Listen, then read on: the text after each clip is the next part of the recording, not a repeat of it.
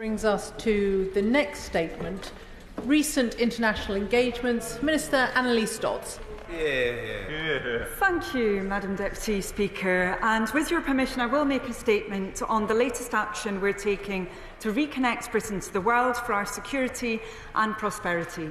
Following official visits that have spanned the globe, from South Sudan to Indonesia to the UN General Assembly in New York, last week, in a speech at Chatham House, I set out my vision for modernising international development, underlining to our partners at home and around the world that Britain is back and that we are guided by that same realistic approach to achieving truly progressive ends that inspired both Ernest Bevin and Robin Cook in today's very different world.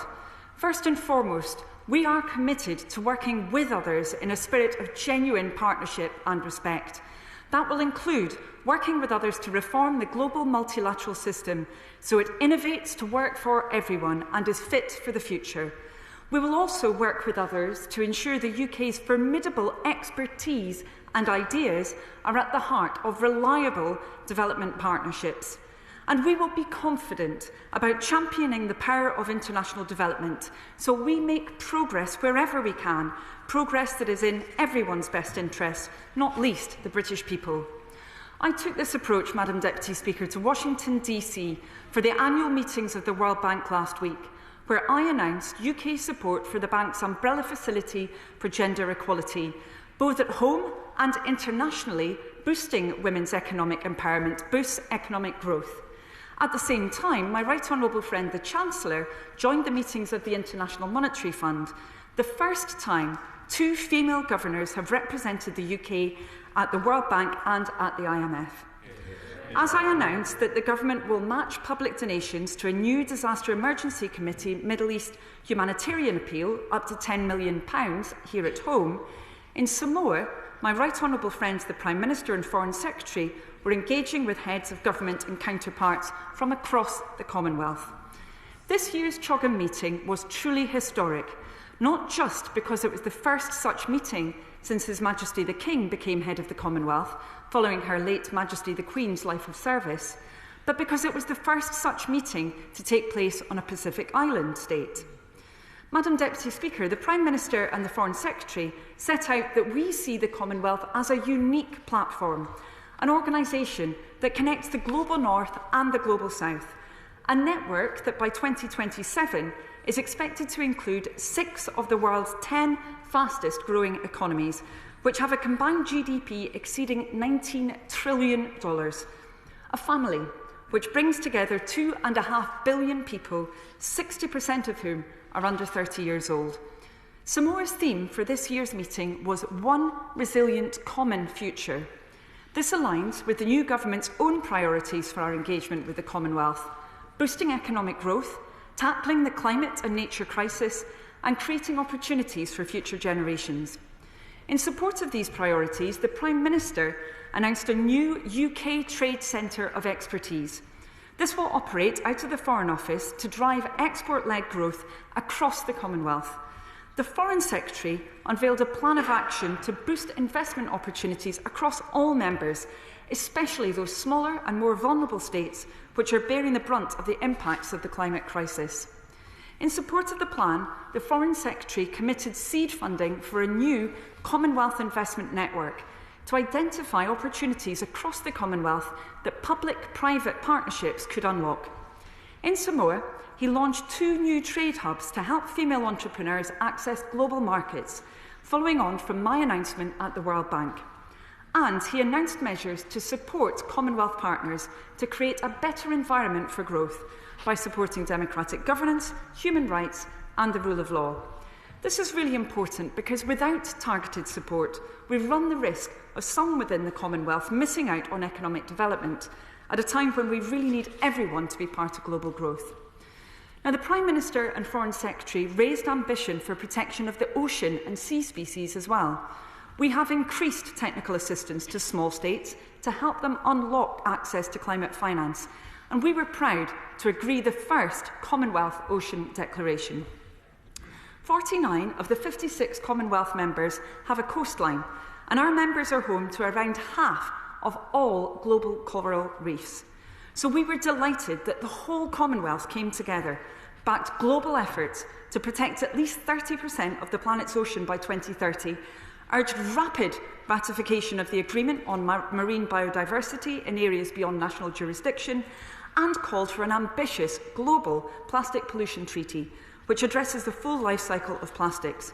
All this as the Foreign Secretary supported a beach clean-up with young Samoans as part of a relay right across the Commonwealth that will pick up 1 million pieces of plastic by the time of the 2026 Commonwealth Games in Glasgow. And the Prime Minister and Foreign Secretary confirmed that we will continue funding for Commonwealth and Chevening scholars as well. These young people are part of the next generation of leaders from across the Global South who have vital roles to play in building the peaceful, prosperous world we everywhere want to see. So to conclude, Madam Deputy Speaker, we are taking our message to the world that in a time of global volatility, the UK is an outward-looking, reliable, respectful partner, committed to growing our economy, bringing opportunity to people across our country and helping other countries to do similarly.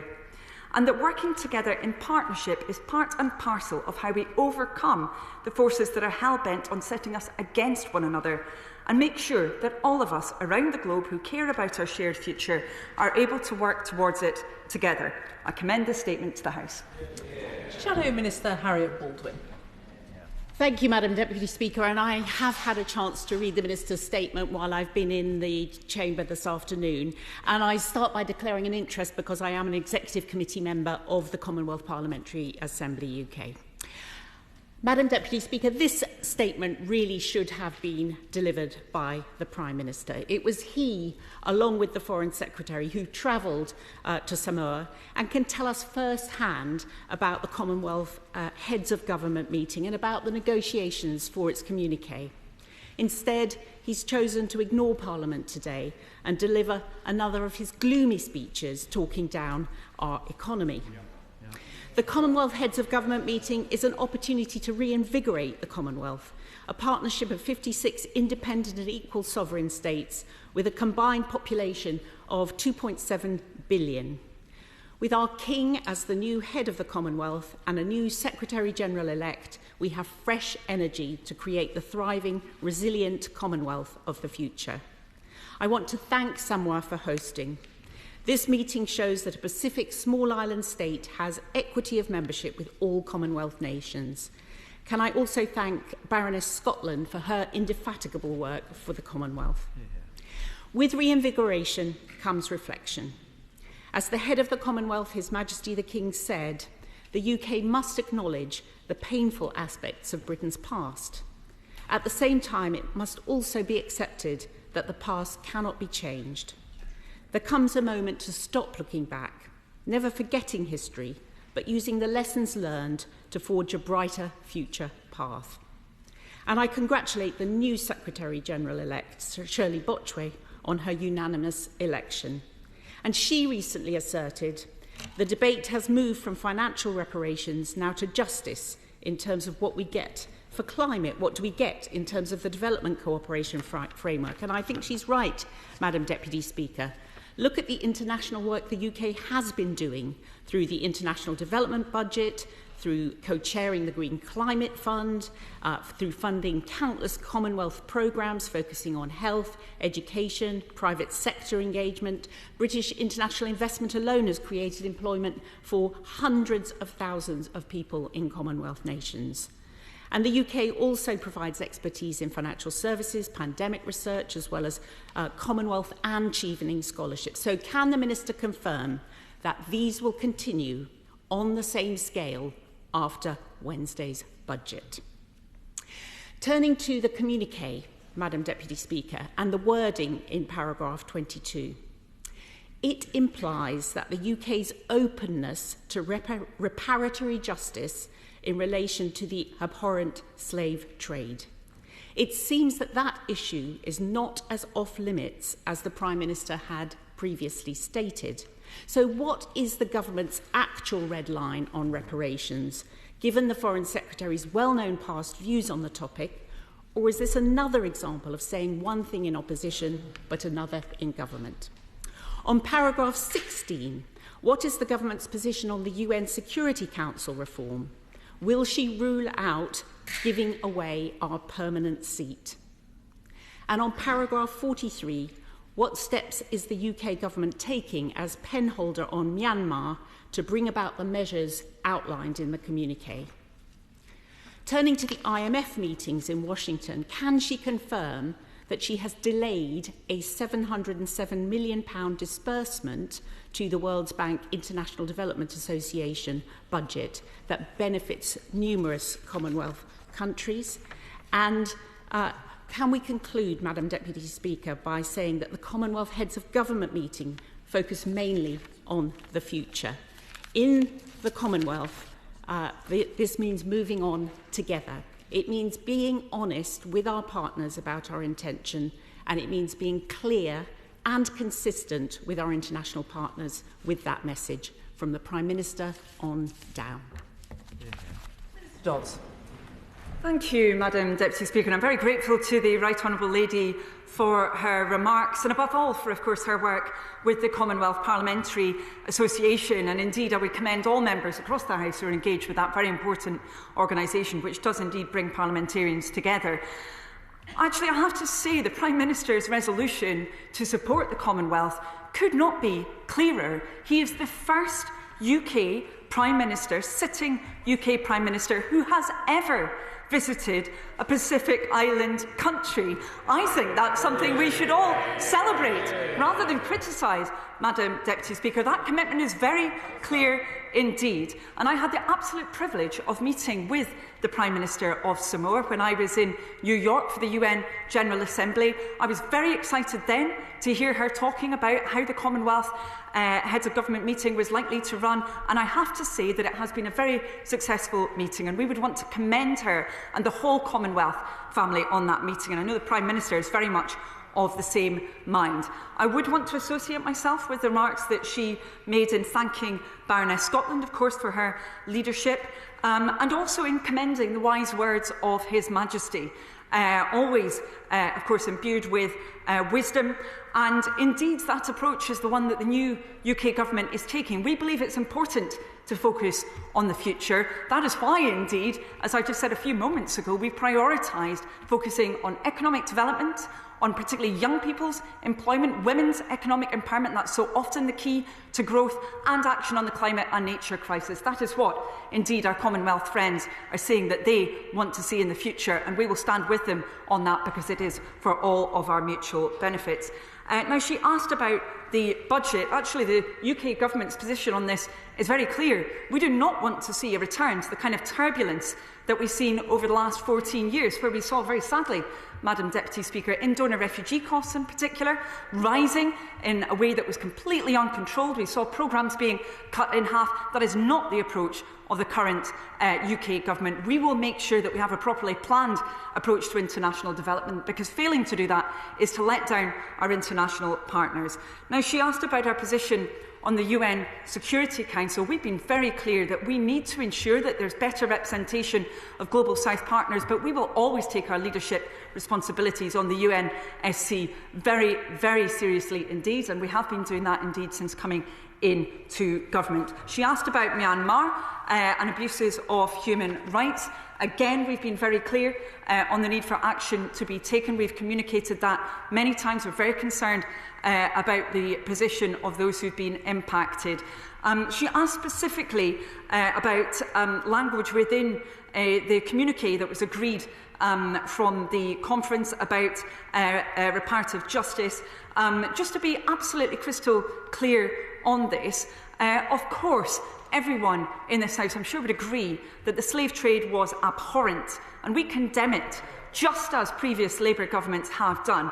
And as the Prime Minister made clear in Samoa, it's important that we start from there. But it's also important that we are just as clear that there has been no change in our policy on reparations. The UK does not pay reparations, and I really could not say that more emphatically, and I know she is aware that is the position of the UK government. She asked about IDA finally, and to finish on that, Madam Deputy Speaker, the previous government was not clear about what their approach was going to be to the IDA replenishment. The new government has been clear. The Prime Minister said at the UN General Assembly that the UK will increase our contribution, and we urge other countries to do the same. Thank you.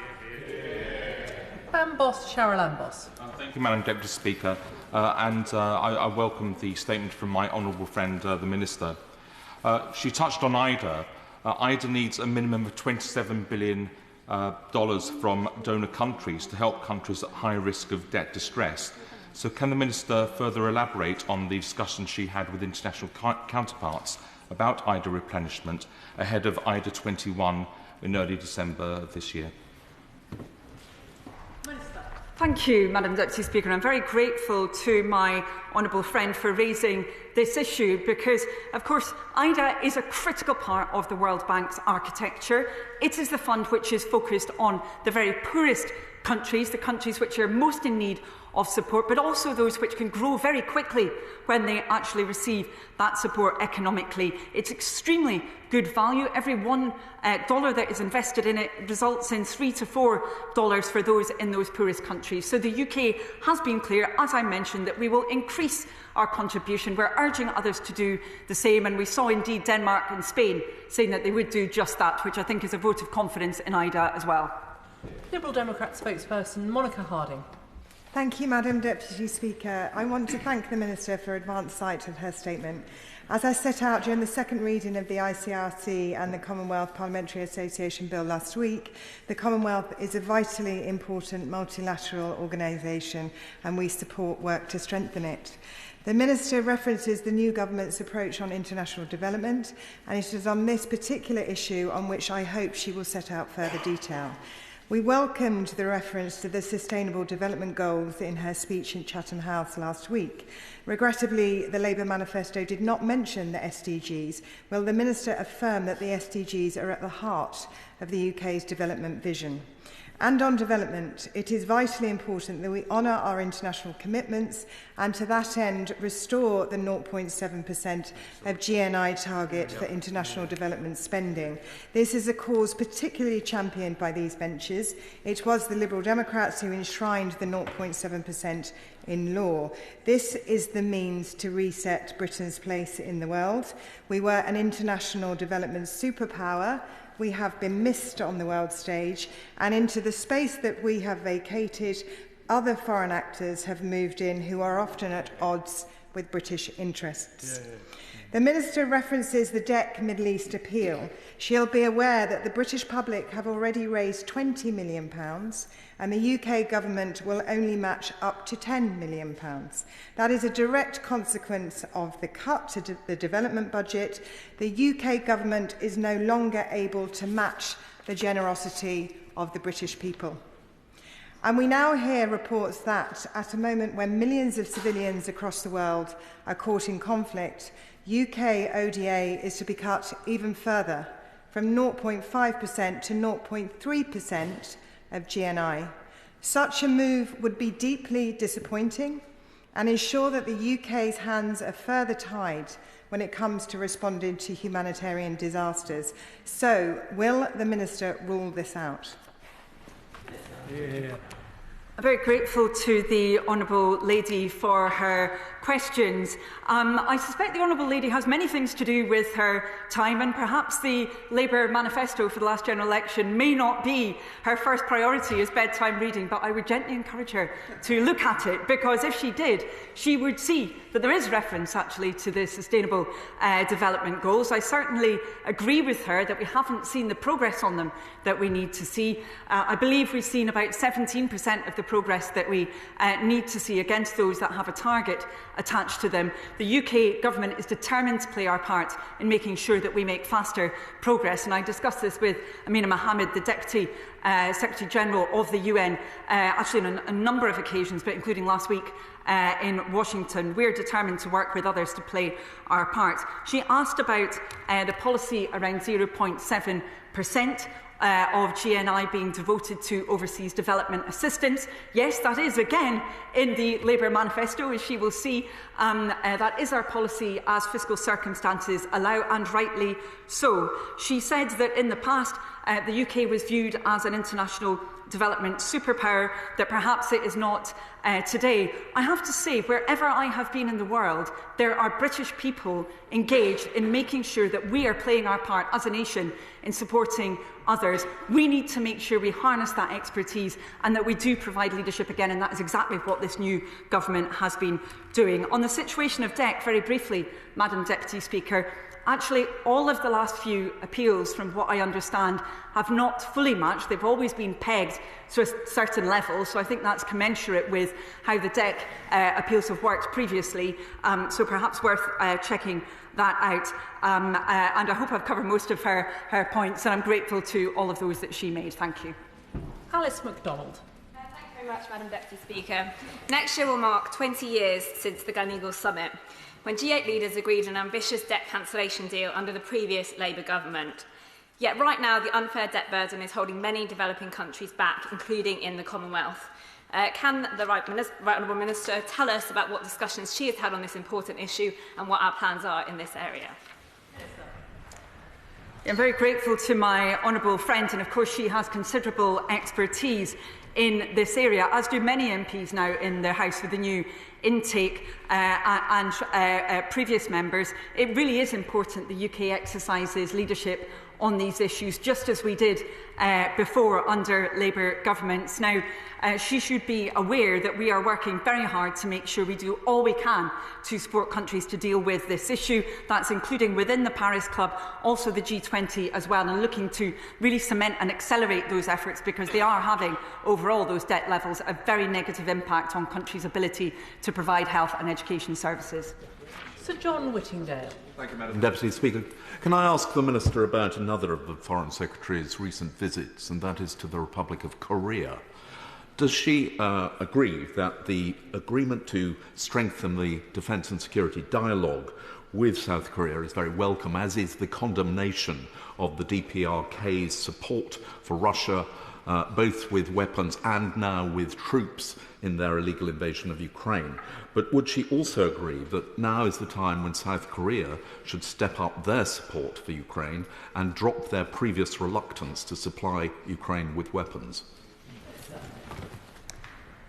Well, I'm very grateful for that important question, and I am pleased to report that relations between the UK and the Republic of Korea are at their closest ever at the moment. The UK Republic of Korea Downing Street Accord elevates our relationship to a global strategic partnership. I think that's incredibly important. It places the UK now as second only to the US in terms of the strength of our bilateral partnership. He's absolutely right to be focusing on the need to condemn the DPRK's engagement in Ukraine. Absolutely, that's the same position that the UK government has taken. I would say, however, decisions about South Korea's activities around their military are, of course, for them, but we're determined to work closely with them on this and many other issues. David Taylor. Thank you, Madam Deputy Speaker. I declare an interest in that prior to becoming elected to represent the people of Hemel Hempstead, I worked for the Fair Trade Foundation. And the Minister will know, for her own support for fair trade, the vital role that they play in supporting smallholder farmers. But of course, there are millions of smallholder farmers around the world. And I'm grateful if the Minister could update the House on the ways in which the UK government, through the World Bank, is supporting smallholder farmers and supporting sustainable agriculture.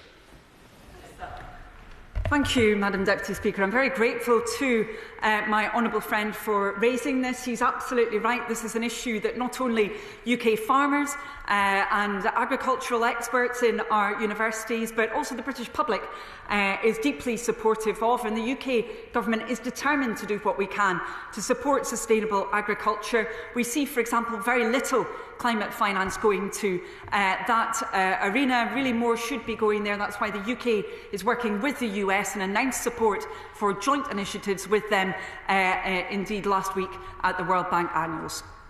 Sir Julian Lewis. When one group of people have done something terrible to another group of people, it is understandable that resentment about that can pass down to the next generation and possibly the generation after that. But does the Minister agree with me that to say that that process can continue over 2 centuries and thus require guilt to be expiated in the form of reparations is to make a nonsense of the concept of individual responsibility. Well, it's the UK Government's view that we have to focus on the future. That's the approach that we took at the Chatham meeting. We think it's very important that we listen carefully to our Commonwealth partners, and we have heard their calls for more action to deliver the jobs that are needed, particularly for young people, for more action on climate and nature and the crises in both of those areas, and we will continue to work with our Commonwealth friends on these issues. Phil Brickell. Deputy Speaker, and I welcome the Minister's repeated references to tackling both the climate and the nature crisis. Following on from the Prime Minister's recent attendance at the Commonwealth Heads of Government meeting, we know that many Commonwealth countries are amongst those most exposed to climate change. That especially impacts small island states such as Samoa. Can my right honourable friend outline in further detail the work the UK Government is doing to put climate at the heart of our foreign and development policy? Well, I'm grateful to my honourable friend for raising this incredibly important issue. We do indeed see many small island developing states amongst the Commonwealth states, and indeed for them this is an existential issue when it comes to the climate crisis. We've seen very severe impacts indeed on a number of small island developing states, extreme weather, erosion, causing huge impacts for people's security, their livelihoods as well. The UK has been determined to, under the new government, exercise leadership on this issue. That's included a whole range of measures. I won't go through them now, but one critical element I will stress, Madam Deputy Speaker, is ensuring that support for adaptation is there as well as for mitigation. These small states really need to be supported to adapt to the new weather systems that we're seeing, and the UK Government is doing all it can to ensure that is the case. Sir Ashley Fox. Thank you, Madam Deputy Speaker. Can the Minister comment further on paragraph 22 of the Commonwealth Heads of Government statement that the Prime Minister put his name to? Because that statement says, noting calls for discussions on reparatory justice, agreed that the time has come for a meaningful, truthful and respectful conversation towards forging a common future based on equity. Now, based on equity is the normal language used by those seeking compensation. Could she explain what it means in plain English? Does it mean parting with taxpayers' money, or doesn't it? And if not, what does this statement mean? Thank you, Madam Deputy Speaker. Well, I did state earlier, but I will restate for the right honourable members' aid on this subject that we've been very clear. The UK does not pay reparations. He referred to a specific element within the communiqué about reparative justice, which does two things. As he mentioned, it notes calls for discussion and it agrees that this is the time for conversation. But as the Prime Minister made very clear, including in Samoa, none of the UK Government's discussions have been about money. Our position is very clear. As I stated, we do not pay reparations. I don't really know how many times I have to say that. Thank you. Patricia Ferguson. Deputy Speaker, and I very much welcome my right honourable friend's statement this afternoon. But does the Minister agree with me that the best path to global growth and prosperity is one which includes women and girls? And can she set out how the Government and the World Bank intend to achieve this?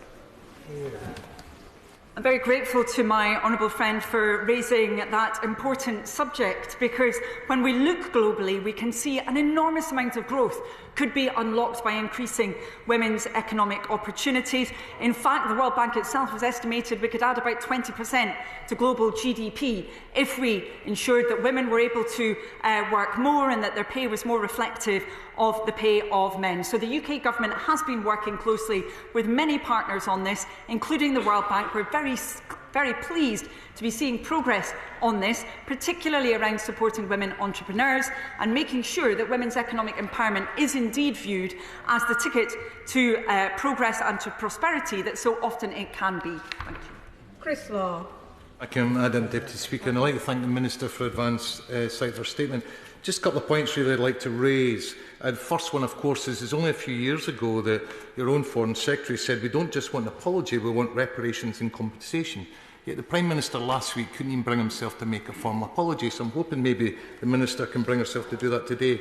And the second point I'd like to raise is you said that around the home and around the world Britain is back. And there's two reasons for that. There was a reduction in the GNI to 0.5% and the merger of the Department for International Development, which is in East Kilbride in Scotland. So can she commit and tell us today whether there's going to be a return to a separate department and how soon, allowing the fiscal rules, does she predict that there will be a return to 0.7 of GNI? Thank you, Madam Deputy Speaker. I think there were a number of questions in the Honourable Gentleman's intervention, but I'll try and cover them as quickly as I can. As I mentioned before, the new government is very clear that the slave trade was abhorrent. We condemn it, just as previous Labour governments have done. And it's really important that we start from there, but it's also important that we are just as clear that there has been no change in our policy on reparations. The UK does not pay reparations. We've been very clear about that. He talked about the confidence of other countries in the UK's leadership on international development. I believe that we have to be renewing that confidence. That is about ensuring that we make a number of changes that I set out last week, in fact the week before last at Chatham House. That includes making sure, indeed, that we're working even more closely with those Brits all around the world who are often leading development in different countries, but also that we have genuine partnerships with other countries. And just finally, Madam Deputy Speaker, I cannot end my response to him without thanking those terrific staff in East Kilbride. They do a wonderful job on international development, more broadly as well on foreign policy. I take my hat off to them, and certainly as a new Minister I've been very impressed by all of those working on these issues for the UK Government. Dr Jeevan Sander. Thank you, Madam Deputy Speaker. First the pandemic, then rising interest rates, as well as now rising wheat and energy prices after Putin's invasion of Ukraine have led to a debt crisis in low-income nations. 32 African nations spend more on servicing their debt than they do on healthcare.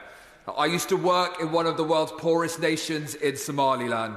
I've seen what grinding poverty can do, as well as now the horrors of climate change, leading to drought, hunger and death. Will the Minister consider repeating one of the proudest actions of the last Labour government and acting to end the debt crisis, and by doing so help end extreme poverty once and for all? I'm very grateful to my honourable friend for raising this and for his passion in doing so, because he is, of course, absolutely right. We see in many countries now that they are having to pay very substantial amounts on servicing debt at the same time as having to deal with repeated crises, not least the nature and climate crisis, but also often crises deriving from conflict too. So we do need to be showing leadership on these issues. That's why, as I mentioned previously, we're working with the rest of the G20 on their framework. It needs to be faster, it needs to be stronger, it needs to work better. We will play our part in trying to ensure that, and also we will work with the Paris Club on this agenda too. Dr Andrew Murison. On reparations, will the Minister accept that there's a clear difference between the Prime Minister's commendably robust language before he left for Samoa and the language that he eventually signed up to at paragraph 22 of the communique? And will she accept that heads of government who are watching this process are perfectly entitled, reasonably, to deduce that the UK is now on a journey that will lead to reparations? And will she further accept that there is a clear difference between providing compensation to people who have been harmed by the state, from tainted blood victims to sub-postmasters, but that is entirely different to reparations paid in respect of events that happened 200 years ago?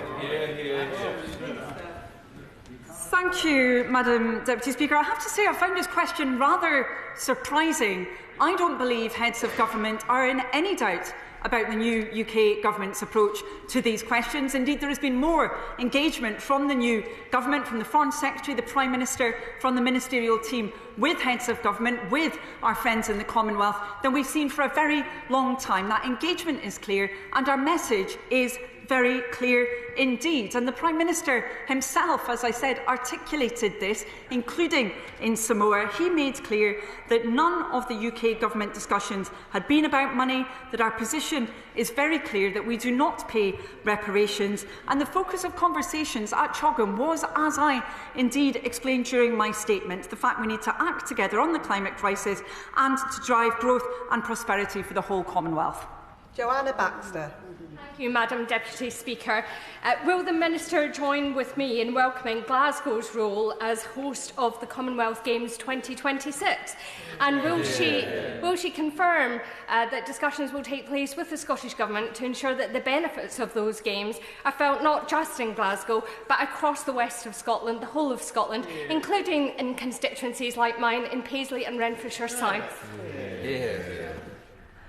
I absolutely will confirm that. I'm so pleased that my honourable friend has raised this. I think people up and down the whole country are really delighted that we're going to be seeing the return of the Commonwealth Games to Glasgow in 2026. I know that the Scottish Secretary, my right honourable friend, is very, very pleased to be engaged on this, including with the Scottish Government and indeed the whole people of Scotland, including, I'm sure, those in her constituency. And of course we need to make sure this has a lasting positive legacy on health and on engagement in fitness and sports, and this new UK government is determined to achieve that. Richard Ford. Madam Deputy Speaker, and I'm grateful to the Minister for the update on the Commonwealth Heads of Government meeting. Next Sunday, volunteers will head to the beach when Sidmouth plastic warriors meet to prevent litter from ending up in the oceans. When they do so, they'll want to be sure that their government is encouraging other governments to take action on ocean plastics. How likely does the Minister think it is that negotiations will be concluded on a UN Global Plastics Treaty by the end of the year? Thank you, Madam Deputy Speaker. Well, when the honourable gentleman's constituents take part in that activity, they are, of course, joining a global movement, as I mentioned, a global movement that the Foreign Secretary himself was engaged in with young people in Samoa, making sure that we do all play our part in removing that plastic pollution. He asked about the prospects for global agreement. We all want to see that, of course, through the UN, but I think the fact the Commonwealth came together to agree on this in Samoa is very exciting, and it shows that there really are that very strong prospect for making headway on this very important issue. Thank you. Dr Scott Arthur. Thank you, Madam Deputy Speaker, and I thank the Minister for her statement. I can only respect the breadth of it. So, I was really pleased to hear about the focus on using international development to reduce violence against women and girls. I think we all fully support that. Last week at a reception, we heard personal testimony from people who have been persecuted because of their religious beliefs. Does the Minister feel that the overseas development budget can also be used to reduce violence against religious minorities? I'm very grateful to my honourable friend for raising that subject, which I know is of a lot of concern to many members right across the House. And the freedom of religion and belief is a value that unfortunately we see is being challenged right across the world. We're seeing too many countries slipping backwards on this. The new UK government is determined to do what we can to exercise leadership on this. That includes, of course, making sure that when it comes to international development, that we are supporting those who are subject to persecution, that we are playing our part with others to make sure the most vulnerable are protected. Rupert Law. Thank you, Madam Deputy Speaker. Would the Right Honourable Lady update this House following the recent Commonwealth Heads of Government meeting on whether the Government has considered a Commonwealth free trade deal, and if not, why not? Thank you, Madam Deputy Speaker. Well, of course, there are many very strong economic relationships already between Commonwealth states. That's something that we are very proud of as the new UK government. We want to make sure that even faster progress is being made. A number of countries, in fact, within the Commonwealth are currently subject to trade deals with the UK, or those trade deals are under discussion at the moment. We really want to make sure that we're cementing those economic ties. That really is a priority for the new UK government. Laura Kirk-Smith. Thank you, Madam Deputy Speaker. New International Rescue Committee analysis finds that just 16 climate-vulnerable and conflict-affected countries, including Sudan, Myanmar and Syria, represent 43% of all people living in extreme poverty and 79% of all people in humanitarian need. What steps is the government taking to ensure that we're addressing the underlying causes of fragility and getting aid into these 16 countries with the highest needs?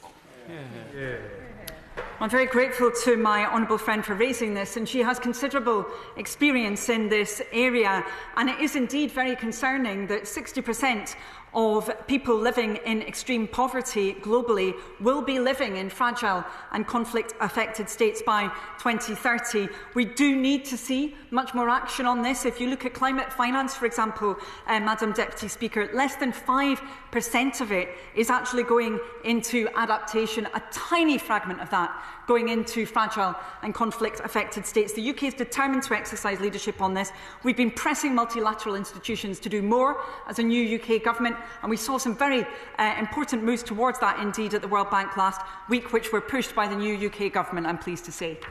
Brian Matthew. Thank you, Madam Deputy Speaker.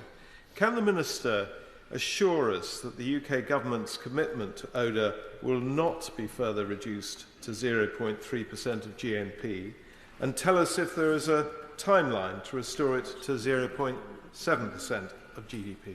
Thank you. Very grateful to the honourable gentleman for his important question, and I stated it before, but I will state it again. Once more, he may not wish to spend a huge amount of time reading the Labour manifesto from the last general election, but if he did so, he would see that this new government is committed to returning to 0.7% of GNI being spent on overseas development assistance. As fiscal circumstances allow, that is something that we are focused on doing. We, of course, have had many years when we've seen huge turbulence around these issues under the previous government. We're determined instead to have a strategic, planned approach without that turbulence in the future. Jim Shannon. Thank you, Madam Deputy Speaker. Can I thank the Minister very much for a very positive statement for the House today. Will the Minister further outline what engagements he intends to undertake to secure the rights of women throughout the world, beginning with the right to choose their life partner, to choose education, to choose employment, to choose a future with hope, rather than the drudgery faced by too many women throughout this world? And how can this House advocate for this change in a reasoned manner that brings about not snappy soundbites, but a real change in these countries in which we retain an influence? Thank you. The honourable gentleman for his important question and the considered way in which he articulated it. I have been very disturbed to see, as I know indeed the Right Honourable Lady for the Opposition will have been disturbed to see, that we are not making as speedy progress on many of these issues as we should be globally. When I was in Jordan, for example, speaking with Syrian refugees, or when I was in South Sudan speaking with refugees there, unfortunately we still see, for example, child marriage being very common. It becomes more common when there's severe economic dislocation, and the impact on those girls is truly appalling and very, very disturbing indeed. We're determined to exercise leadership on this, and I believe the strongest way in which we can do that actually is by setting out the evidence. Because when one looks at the evidence, particularly of the economic impact, it's very clear that not having those protections is bad for all of society, for whole communities. That is also very often the most effective way to deal with these issues. That concludes the statement, and I'll now allow some time for the front benches to swap over.